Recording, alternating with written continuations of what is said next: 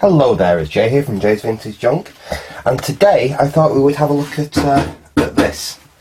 Now, I was over at a friend's house the other day, and he mentioned that he'd been helping his parents clear out their attic and they'd found an old computer. And did I want it? Because if I didn't want it, it was just going to get left out for the scrap metal men. So I said, oh yeah, what is it? And he goes, I don't know. He said, I remember it when I was about 10. And considering he's 29 now, so it's been in the attic for a considerable amount of time. So he thinks it was replaced when he was about 10. So that would make it, you know, late 90s, like 97, 98 when it was replaced. And apparently it's sat up in the attic ever since. And it literally became the point where they were clearing the attic out, and it was going to go to the tip, or like I said, go left out for the scrap metal men. I asked him, did he know what spec it was? He said he hadn't got a clue. He didn't even know whether it was a PC or whatever. He just said it's a beige box.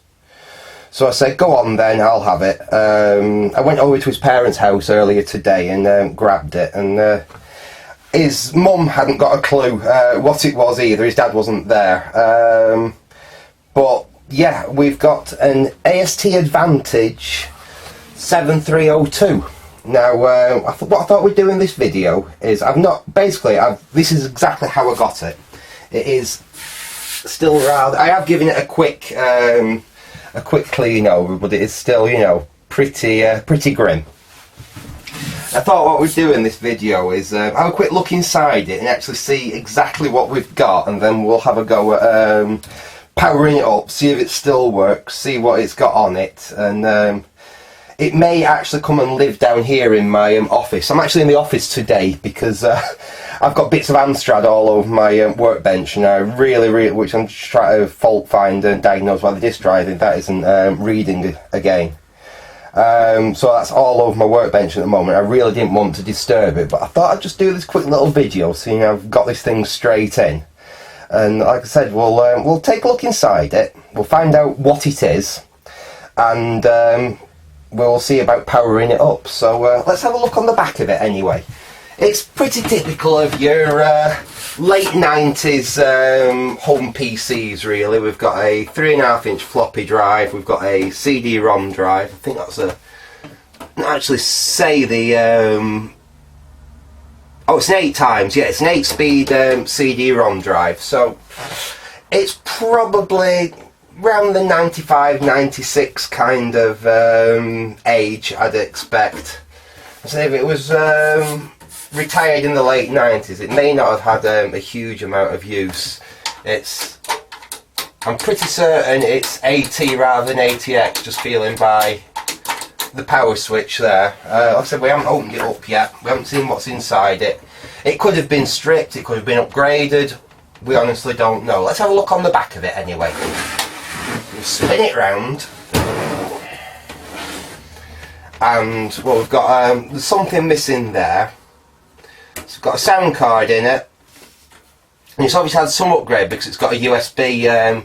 Back in the late 90s, when USB was just first coming out, you could buy pretty easily like a PCI card that just gave you a couple of USB slots to put into computers that didn't have one. Apart from that, really, it's fairly standard, I think. We've got keyboard and mouse on PS2, got a couple of serial ports, parallel printer port, and obviously VGA output there.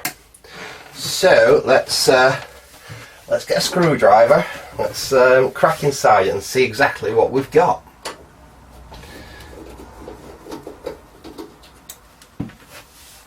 I used to get given computers like this all the time, or I used to take them when I built people computer and took these as part exchanges and stuff, but I've not had an oldest PC like this thrown in my lap for some time. I've always had to buy them in recent years, so it's quite nice to be just given one. So let's see if we can get inside it. Take that screw was missing. There don't seem to be any side screws, so let's see how we get in it. Just the whole case, I think the whole thing probably just, yeah, just needs a little bit of encouragement. let's see exactly what we have in here.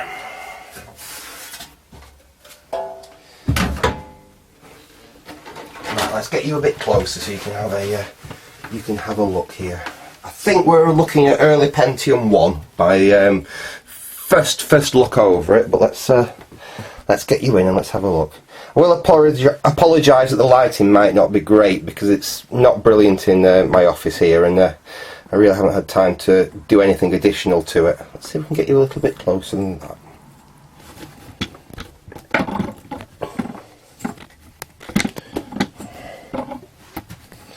Right, let's have a look.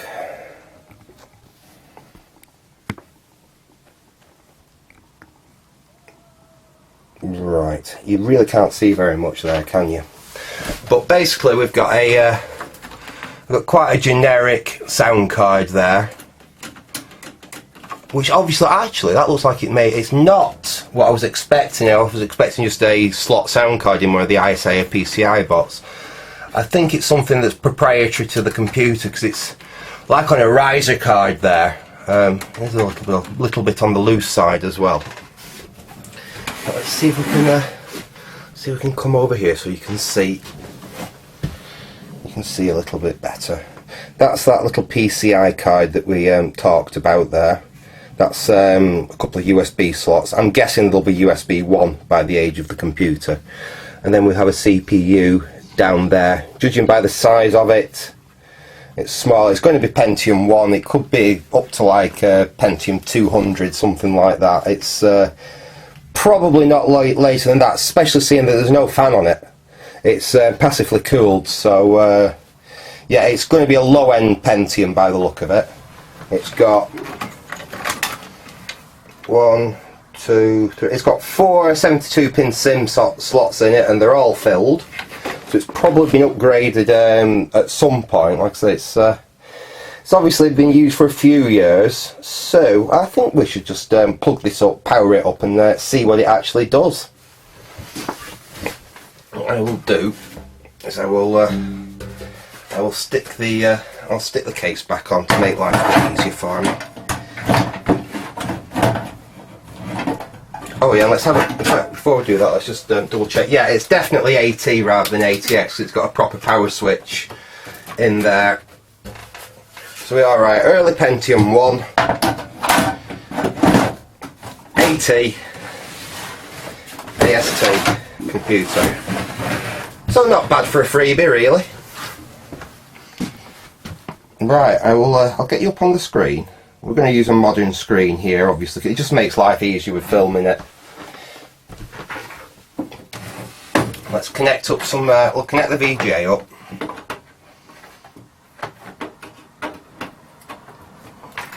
Connect keyboard and mouse.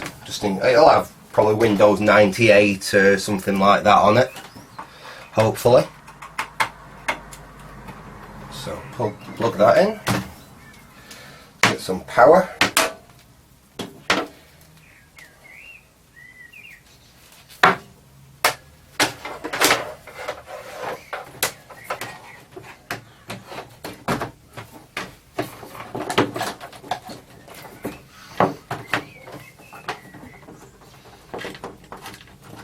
And let's find a keyboard. Where's that? Oh, there's my keyboard.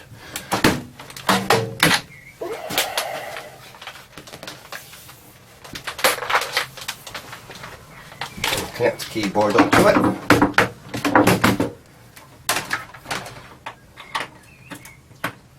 Okay, let's switch the monitor on.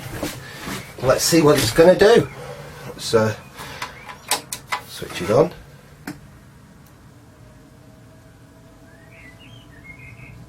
Right, I can't hear hard drive spin. CMOS checks I'm invalid. Memory size decreased. CMOS type. So obviously the CMOS battery is flat in it. There's no you don't really expect it to be working after, like, you know, nearly 20 years sat in an attic. So let's see if we can get in this thing. So F1 for setup. Enter password. Right, so we've got a password on the system. Let's see if we can let's see if we can just get through all that and see if we can get it to boot anyway. What I can't hear running is a hard drive in it, so the hard drive could have died a death after all these years. That's a possibility.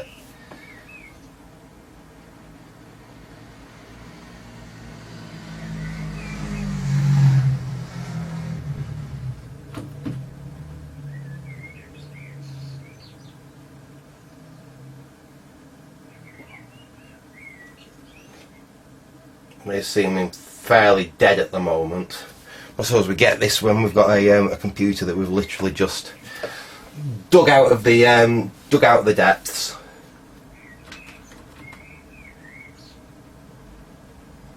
Yeah, it just seems to be completely halting there. Let's switch it off a bit.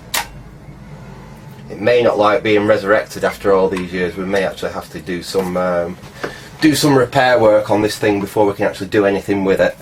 Let's just get the case back off.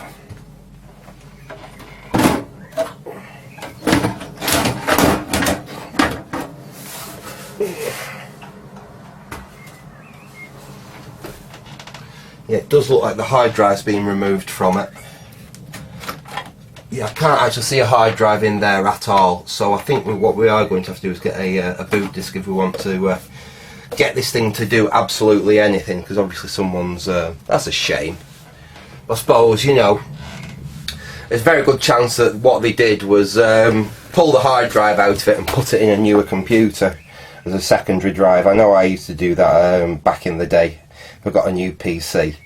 I'd whip the hard drive out of my old one and stick it as a second hard drive. I did that for a lot of people actually, just to give them that little bit of extra space, and it also meant that they had all their files and they could transfer over what they wanted in their own time. So let's have a look, see if we can clear the CMOS off it and at least get past that password. Let's have a look here. I'm going to have to pull out that well, this is not a good design. To pull the sound card out, you have to take the power supply out, which is a bit of a pain in the backside. Let's see if we can see anywhere where the CMOS battery is. Fortunately, this is going to be of an age that is old enough that it's not really going to have too many capacitor issues. Some of the surface mount electrolytics might be a bit grim by this point, but the main electrolytics shouldn't be a major issue in it. Let's get some of these floppy drive cables out of the way, and let's see if we can actually get down and see what's going on. Let's pull that one out. Yeah, and there's the IDE cable, which would have gone to the IDE hard drive. I've got plenty of hard drives. I could shove in this thing around the gig mark, perhaps up to 2 gig. There was a limit on some of these older systems on how big a hard drive you could actually run in them without adding proprietary software to get over the old BIOS constraints. So it may be a case of we'll have to stick with quite a small hard drive in it, but we'll see. Now the solder down there on them electrolytic capacitors, surface mount ones, looks nice and shiny actually. It doesn't look all dull and tarnished, so that's a good sign. And if we can we get that out with my fingers? No, I'm going to have to pull the sound card out, and I'll tell you what, I'll be right back because the battery in this camera is getting very low, so I'll go and get a charger for the camera, and I will get the power supply out and see what we can do from that side. So be back in a second. Okay, we're back and we're now on hard power for the camera, so hopefully that shouldn't die again. So let's get the power supply there out, and then at least we can see exactly what's going on. Just disconnect the old power.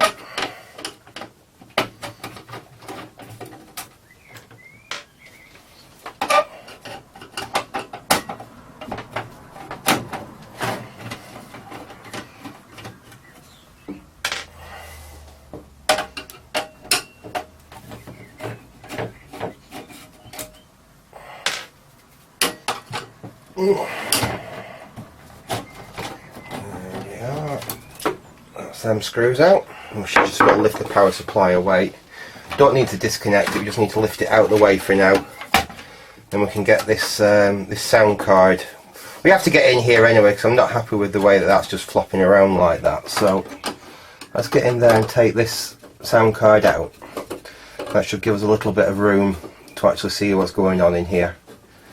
And hopefully we can find a jumper on the main board to clear the CMOS, and then we can hopefully get... well, that wasn't even connected. So someone's definitely been in here after it was finished being used and obviously harvested the hard drive and not done a huge job at actually putting it all back together. I'm guessing that cable there, that cable there that was underneath it obviously connects to the sound card. We have the floppy connector next to it there, then like I said we have two IDE ports down there. What I can't spot at the moment is a clear CMOS jumper, which is what I'm really looking for. There's a little bit of dust. It's not actually terribly dusty in here. I've seen far worse. Again, this card's not screwed in properly. The screw is only held in by a couple of turns. So let's ease this out. And we've got a rather generic, if you look, it will be USB 1 I'm expecting. We've got a rather generic USB adapter card there. I mean, that's handy, that's useful. It means we can get stuff off and on here quite nice and easily. So that'll definitely be going back in. I mean, obviously sound card, we could remove that sound card, put a different sound card in it, but why bother? I mean, providing it's got MS-DOS compatibility on it. I can't even see what chipset it's based on, to be honest. No, I can't. All it says is DSP on it. So until we actually get this thing up and running, I don't think we're going to know exactly what the sound card is. But again, we'll put that to one side. I'm guessing it's basically just an ISA sound card with a slightly different connector on it. That's like how I'd expect them to do it. Anyway, we've got the old old button cell here. So we can get into there and we can remove and replace that, but what we need to find is where it says clear CMOS. Here we go. It is J11, I think, by the look of this. Yeah, password 2 to 3. Save is 1 to 2. So let's try and find where it actually is on the board, and then we've got CMOS is 4 and 5 and 5 and 6. So what's this one here?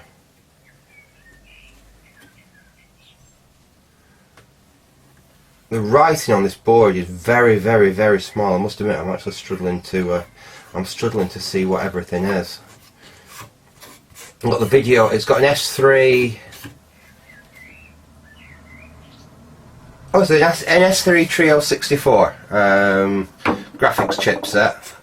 It's probably got 1 meg on board from these two ICs we can see. Can you see where I'm pointing there? You can't, can you? Let's just spin the camera over a little bit so you can see where I'm looking. Right. Basically, we've got S3 chipset there. It looks like we've got 1 meg on board with the option of perhaps upgrading that to 2 meg. It may be half a meg on board with the option to upgrade it to 1 meg, but being that it's a Pentium system, I'm expecting that to be 1 meg on board, upgradable to 2 meg.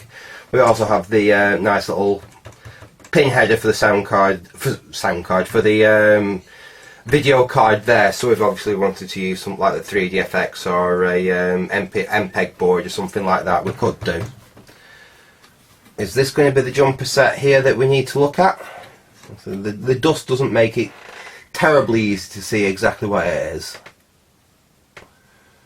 I'm expecting it's probably them jumpers there, which were the ones we need to contend with. What I will go and do is I'll just go and pause you for a second and I'll just go and get a brand new button cell.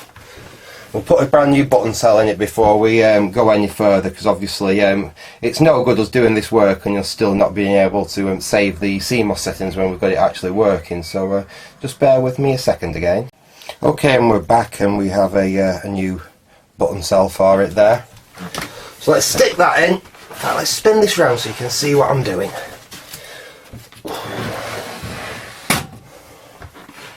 Right, there we go. You can see better now, can't you? This is the area we're working on. Like I said, as you can see. In fact, shall we pop that heatsink off there if it'll come off easily? No, because I haven't got any new thermal paste, so we'll leave that on there for now. And we can see what it is anyway when we get in there. Let's get the old battery off the board. Oh, that's going to be a pain to do because I can't see a clip on it. There we go. There we go, that's out. Oh, and I think we've got lucky here if you look on that battery there. It has just started to leak. Can't see any corrosion on the board, so I think we've been very lucky there, and like I said, we've just caught it in time. But even these button cells, people think, oh, these are alright, you don't have to worry about these, but they do leak eventually. As you can see for that one, it's just started to leak that. So we'll put a new one in. Now there's absolutely zero corrosion on the actual board. Like I said, we was rather lucky there, we just caught it in time. Let's get this out of its pack. Let's get this in the board. And like I said, then we will, I think it's just a case of switching them to jumpers over. Let's get you in there like that. It's got a new battery. And then I think we need to take these two jumpers off.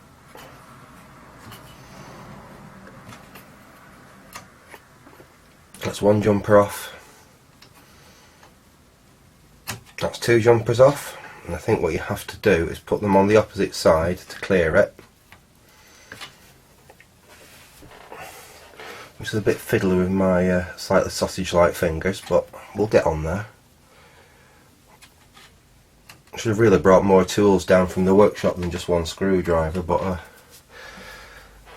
never mind, we can cope. And put that one on there as well. Like that. Now, I don't think we need to power it up or anything at that point. I think we just literally need to do that. Give it a minute and then swap them back, and we should have cleared the password and any CMOS settings that were in there. But then, like I said, we need to do that anyway because we're going to have to be putting another hard drive in this thing. We'll see if we can get it to boot off a floppy first, and we can get it to boot off a floppy, then we'll perhaps look at sticking another hard drive in it.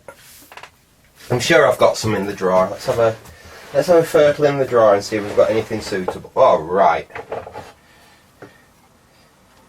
Yeah, if it works, I think that should be ideal for in here. We've got that there, the Seagate, and fast ATA. It's a gig drive, so it should be absolutely fine for these purposes. So if we can get it working, we'll. I haven't got a clue what's on this thing. I'm not 100% sure which computer it's come out of. It's just one I've salvaged over the years. But we've got a hard drive we can stick in it anyway, at least for the time being.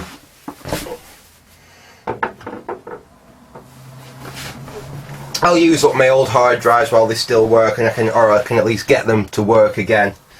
And then when they've finally died, I will go over to everything being SSD, because it's this simple, easy, like solid state solution nowadays. But it is kind of nice having that whine and whir of the old hard drives. Let's put these back on the other side like that. Is that on the right way? Yeah, that's gone on. Let's get the next one in.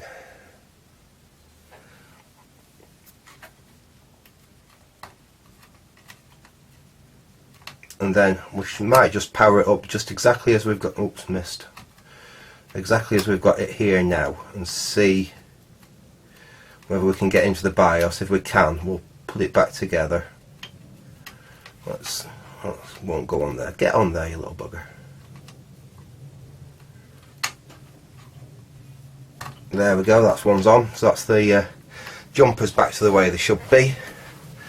We'll leave them up there for now because we don't want to mess with them too much. What we'll be putting the power supply back in, we'll just have it. So let's move them cards onto there, and we'll just kind of, yeah, we'll kind of like just stick the power supply back in place. But what we won't do is connect it back up. Sorry, screw it back in. We'll just kind of shove it down there in its place. Plug some power up to it. Like I said, we'll see what whether it does anything now, whether we can actually get into the BIOS. Hopefully we should do.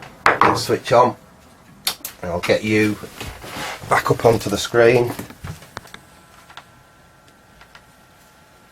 and let's see what happens this time. You can see that alright. Floppy drive A failure. Of course floppy drive A will fail, you silly sod, because I've not plugged it back in.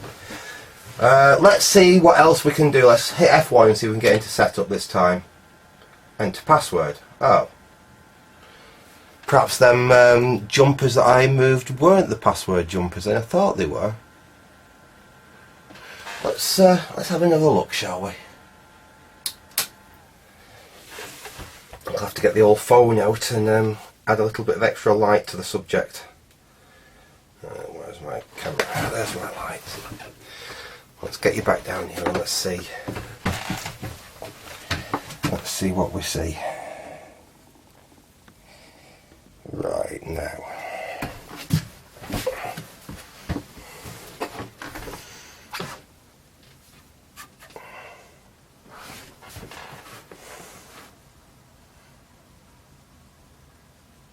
It's J1F1.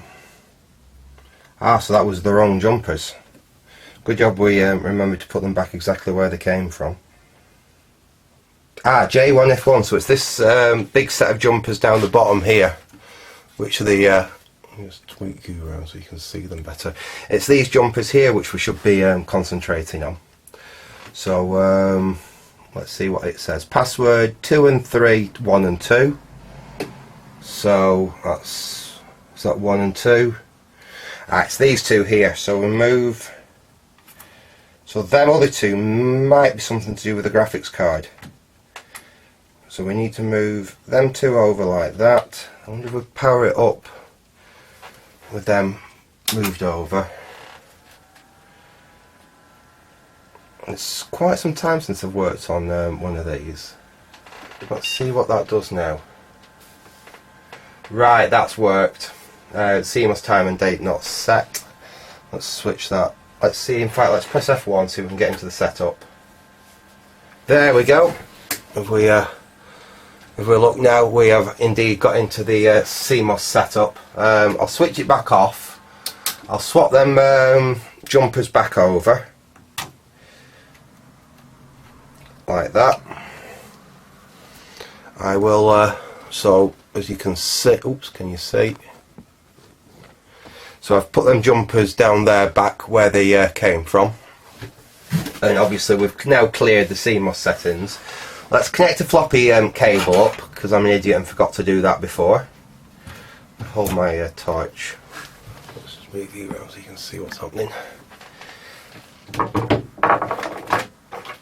Now we've got the floppy cable. Also dates the age of the computer that it's actually got a edge connector on it for a 5 1/4 inch disc. So they did still have them even in the early Pentium era.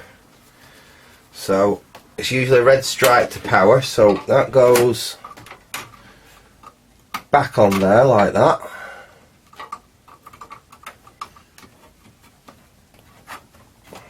Is that going on there? And some of these cables are actually keyed. This one isn't, so you can't put them on the wrong way around, but like I said, this one isn't. But that's back on there. You can stick that in there, and we can plug that, connect that, find out which way pin 1 is. Pin 1's that way around, so I think it goes on like that. It's usually pin 1. Now that is keyed, so that is the correct way around. Like that. So that's connected back up. Let's take you back onto the screen, shall we? Right, now hopefully this time we power it up, it'll at least detect the floppy drive. I've got a couple of boot discs here, and we'll see if we can get it to boot.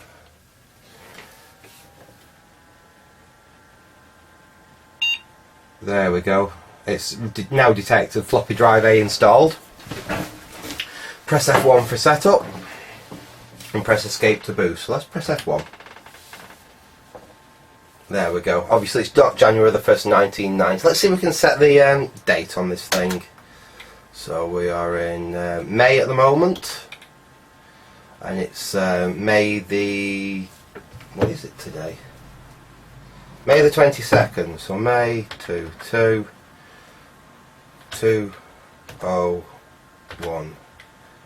So it looks like at least it's Millennium compliant, which is nice. Let's set the time. What's the time at the moment? It's 10 past 8 in the evening, so that's 2010. That'll do. Floppy options. We've got 1.44 meg floppy drive, so that's fine. We've not got any hard drives in it at the moment. We've got VGA graphics. It's saying we've only got we've only got 4 meg of RAM, and it's got 4 72-pin SIM slots. Now I do know that they definitely did make 1 meg 72-pin SIMs, but I would not expect a computer like this to have them. I'd expect a computer like this to have like 1 4 meg SIM if it was only 4, or perhaps 2 4 megs if it was an 8 meg system. And a lot of these ship with just 8 meg, which even back then was not a lot of RAM. It was usually like 382 and 386. Well, late model 386s, sorry, 386DX. My friend had one actually, 386DX40 that used 1 meg 72-pin SIMs. But I think that were like an NCR or something. It was something quite proprietary anyway. Let's switch off. Let's we'll switch back on. In fact, I should have saved them settings. I've not saved them, have I? Because I'm a bloody idiot. No, we'll have to do that all over again now. Well, forget it. I'll do that later. Let's stick a floppy disk in. So I should have gone to the save options and saved that before just switching it off. But let's stick a disk in and press escape, and let's see if we can get it to boot off the floppy. Well, we've got starting MS-DOS, so obviously I think the floppy drive still works. I think these discs still work. I think I only used one of these discs the other day. Well, it's found the CD-ROM drive, I think. Oh no, it's not found the CD-ROM drive. Because again, I haven't connected it back up because I'm an idiot. But at least we should be able to get it to run. I'm thinking possibly if we can get this thing up and working, it'll make a nice Windows 95 and 98 machine. But anyway, let's DIR. Let's see if we've got MSD on here or something. No, we've not got MSD on here. Can't really do that much. Well, at least we show that the computer is booting up. So what I'll do. In fact, shall I film all this? Should I film me putting a hard drive and what have you in this computer? Yeah, it's going to be a long video, but bugger it. I'll take you up so you've got a little bit more an idea what I'm doing. And we'll stick a new hard drive in this thing, and we'll see what we can do with it. See if we can get it fully up and running, and at least booting up from its hard drive, or at least we can format that hard drive and see if it's any good. I'm expecting it's probably alright, that hard disk, because I can't see why I would have kept it otherwise. Let's get everything off here, and we'll get the sound card connector back up. Let's pull that out.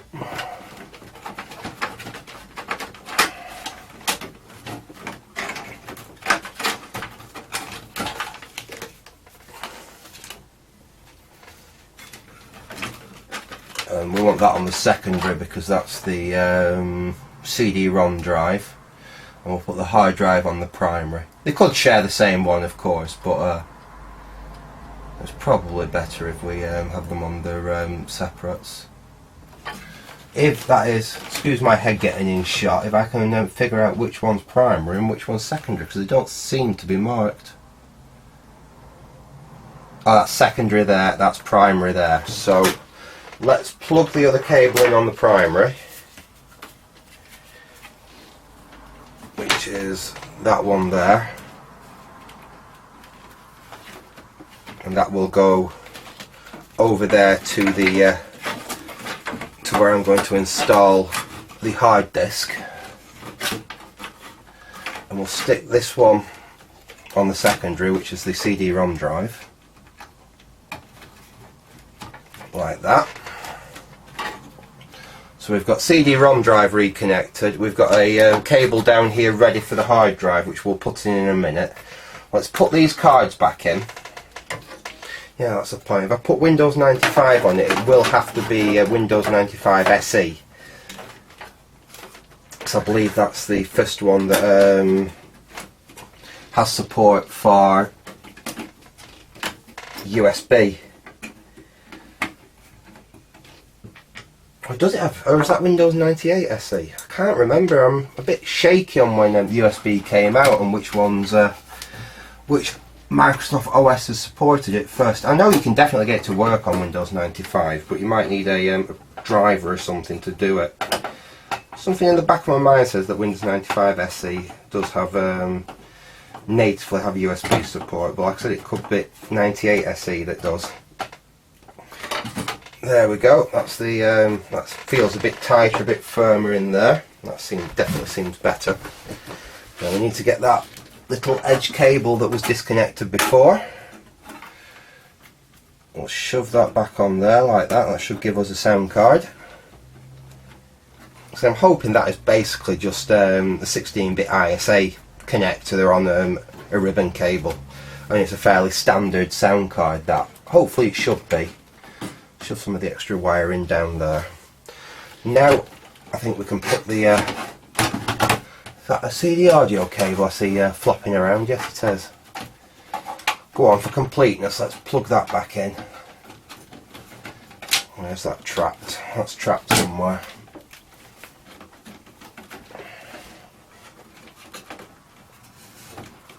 Yeah, let's have to take that back out again. Bloody typical.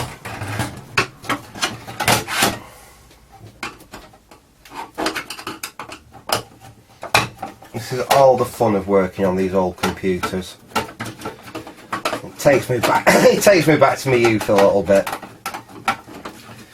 Because I used to be like the go-to guy in the area to get the family computer. Oh right, that's interesting. It actually connects. It's got an extra connector there for it, but it actually connects on the main board down there. So no, we didn't have to take that back out.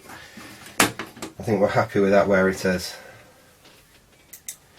So let's screw that back in once again.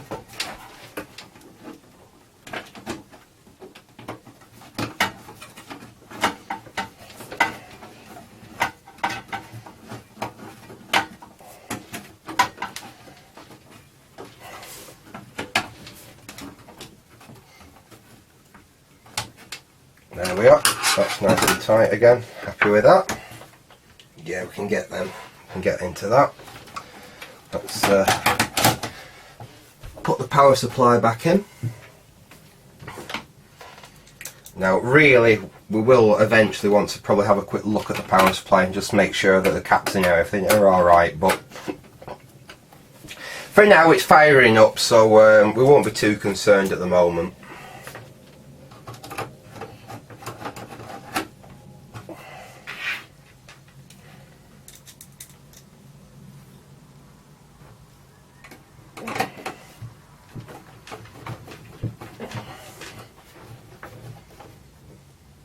There we go.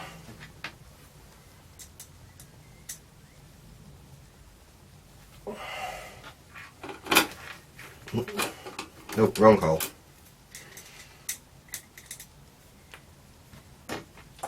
There we go, that's the right one.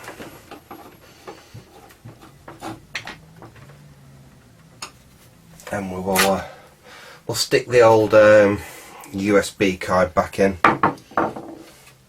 We've not got a lot of expansion on things. We've got one PCI slot and two ISA slots. What I may end up doing is using one of them ISA slots and sticking an old network card in it. It might make the thing basically just a little bit more use if we stick a network card in it. Especially if we've got a later operating system on there. Obviously we can connect it up to the other computers I have lying around on my little network, so it would certainly be an advantage. I also plan to do exactly the same thing with that computer there. That's the digital that we saw in the previous video. I've now got that sat down here in the office because I want to start testing all that software that I got in the Mega Lot, so that's why that's there. And hopefully this will join it underneath it, and they can both be connected and both on the network, and basically they're a lot more use like that. Right, now let's have a look at putting this hard drive in. Now here's the hard drive. We're going to see if it works. First thing we better do is make sure it's set up as a master drive, as it's going to be on its own channel. So we've got a jumper setting table on the top here. It's quite simple. Jumper settings, we'll set it as one drive only. That's nice and simple. One drive only basically is just no right, where are they? Ah, there we go. And it's already been set up as one drive only because it's no jumpers on. No jumpers on this is one drive only, so it may even have an operating system on it. I really don't know. We shall see. If it does have an operating system on it, I'm pretty sure we'll have to wipe it and start again, because it probably won't be compatible with the whatever's on this thing. Let's get this cage out. It's easier to connect it with it out of the actual computer.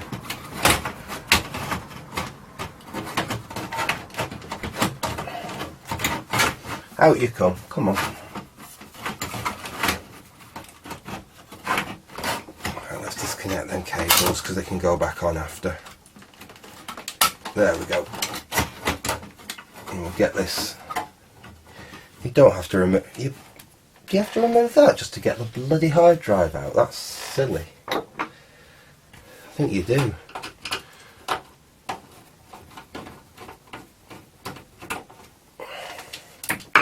So let's... No, I can't be that deaf. You can't have to take all that out just to get the this caddy out. There we go. So we've got that out there. We'll take the... in fact, we need some extra screws. Let me go and see if I've got some extra screws. Yes, we have. Oops.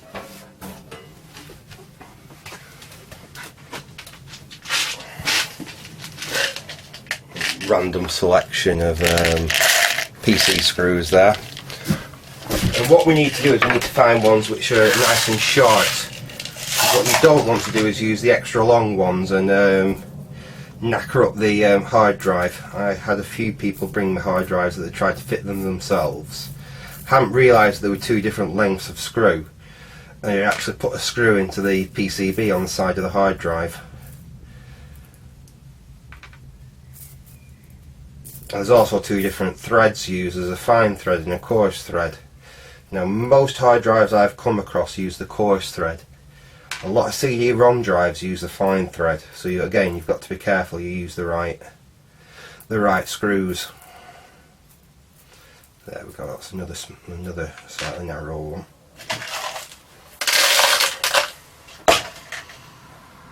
And we'll put this underneath the floppy drive.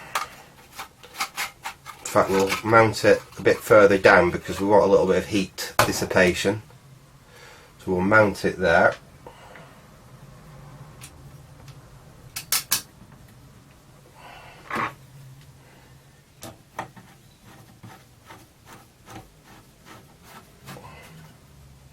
That one's in.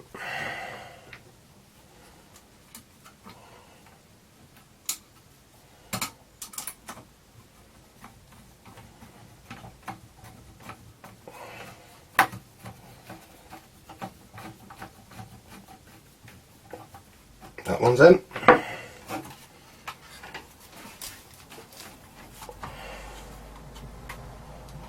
Make sure we get these to line up with the holes.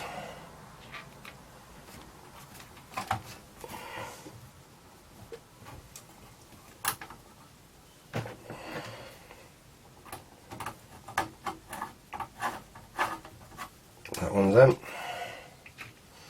Last one.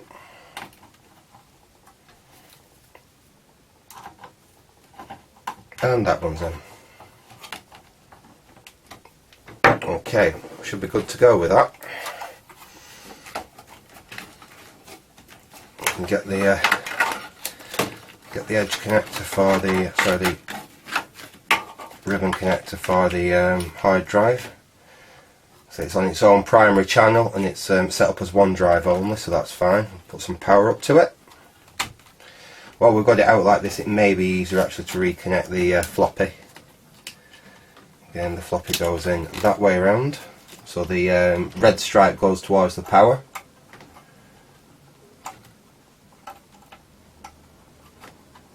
Like that. And then we just need the floppy's power cable, which has dropped down there. Plug that in, like that. And we can slide this back into its home. And it actually went in its home a lot easier than it came out. Let's screw that back into position.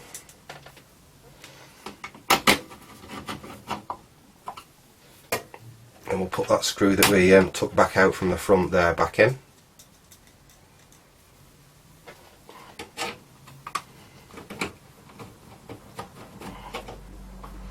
There we go. Now, so we've got CD-ROM drive connected up, we've got floppy drive connected up, we've got a 1GB hard drive connected up, and like I said, we're not sure how much memory this thing's got at the moment, but it's only telling us we've got 4 meg of RAM, which I did think is a bit odd. But I'll have to dig about, but I know I've got like some 16 meg sims and I've got some 8 meg sims, so we will obviously be able to upgrade that as we need to. Okay, we're back up on the monitor, and let's reconnect the power. We'll reconnect the keyboard and mouse.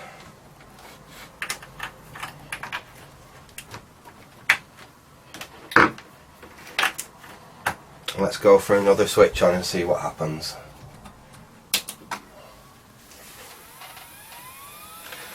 We have that glorious hard drive sound. So at least the hard drive spins. We don't know whether it's any good yet, but at least it spins. And it would really, really help if I plugged the VGA cable in as well, so we could actually see what was happening. So let's plug the VGA cable in. There we go. And it has, you can see it's detected the hard drive, it's also detected the CD-ROM drive. Let's go in there and let's set that time and date, and we can make sure the hard drive's happy in there as well. As I said, we cocked up before. It's got May, and it's the 22nd, and it's 2018. And the time now is 2028. So let's put 2028, that'll do. We know that's all okay now. Boot options. Floppy, then hard drive, third boot disabled. We don't really want to try and boot off the CD. Let's see if it's actually got that option on it, because some of these are... No. Many of the earlier, even Pentium computers didn't have the option to boot from CD-ROM drive. So it's either got floppy, hard disk or network. So it does have the ability for network boot. Let's get off that. Let's get off that, and let's save and exit, which is F10. Press enter to continue. Okay. And let's see how far we're going to go. I haven't got a floppy in the drive. Yeah, I'll take the floppy out of the drive and we'll see if this hard drive's got an OS on it. I don't honestly know. It may have, it may not have. We will see.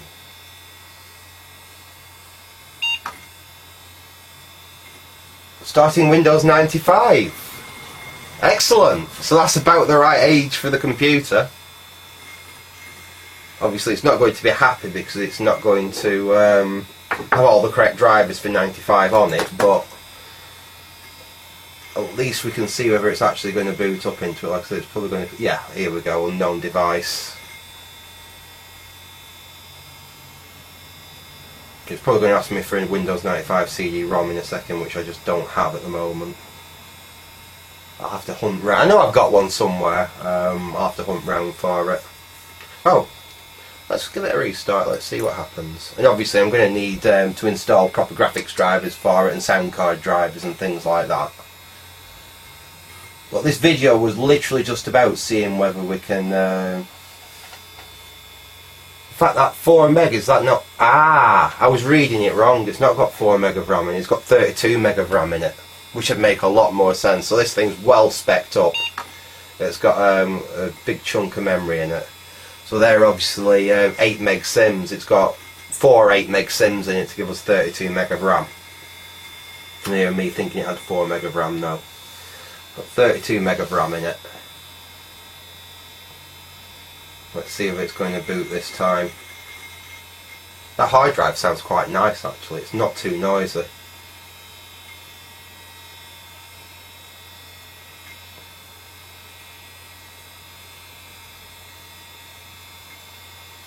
Found the real-time clock.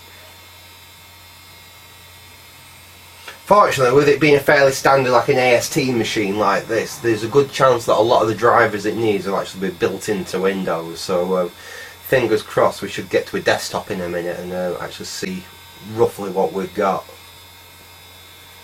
Still don't know what processor we're running.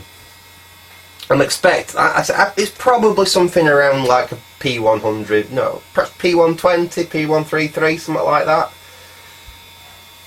Could be a P75. It's, like I said, it's definitely early Pentium. I pull the heatsink off, but I know for a fact that I'm completely out of heatsink compound, so I don't really want to do that for the moment. We should be able to find out what it is anyway.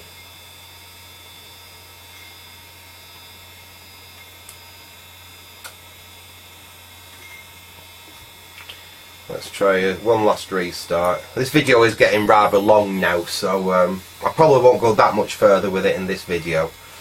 Like I said, we'll probably revisit this computer when we start looking through all that software, because so we've now got a 486, a low spec 486, and what's probably a fairly early Pentium 1 to do some software testing with. In fact, Windows 9. If this Windows 95's alright, I'll probably leave it on here. It's probably absolutely fine for this computer.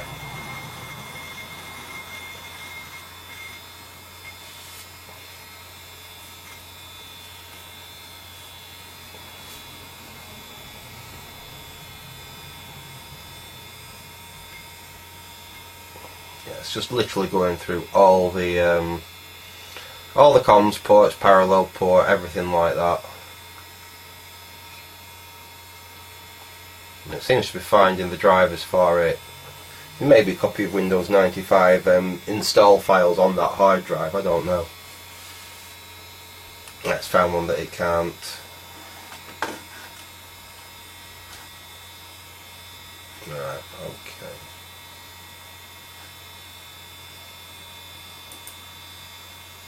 I'll sort that out at a later date.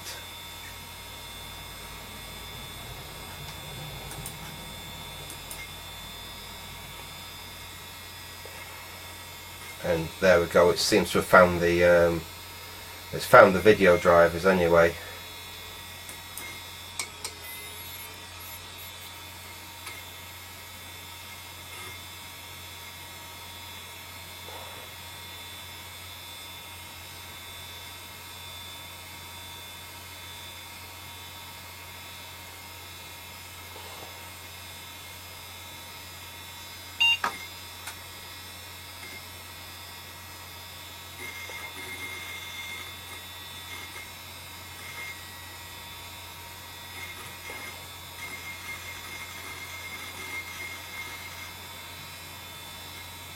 Now this has got the PCI card, obviously that's going to be that USB card, so looks like I will need to find some drivers for that.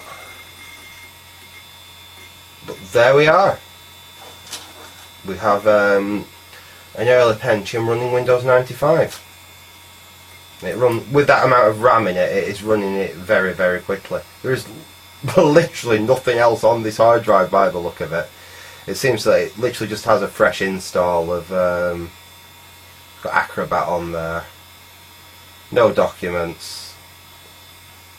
I wonder if this is a hard drive I've prepared. I used to sell back in the 90s. I used to buy old ex-corporate systems like P90's, P120's, things like that.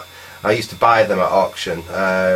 Put a CD-ROM drive and a 56k modem in them, clean them up, refurbish them, and sell them on as early home computers with multimedia systems. Basically, used to throw a new cheap keyboard and mouse and a cheap pair of speakers with them, and I used to make quite a bit of money when I was at college doing that. So it may even be one of the hard drives that I prepared back in the day then for that very purpose, and it just never got used. It was just one out of my drawer. Let's just have a quick look, see if there is anything else on C. No, literally that's all that's there. We've got Windows on it and that's it. So anyway, I think I'm probably going to leave it there for now. You've seen the computers up and running, and what I will be doing is I will install a network card in here, and I'll install all the missing drivers off it so it's actually good and usable, and I'll get it all set up. And you will definitely see this computer again when we start testing some of that software from the large eBay mega lot. So I'm going to say thanks for watching, and goodbye.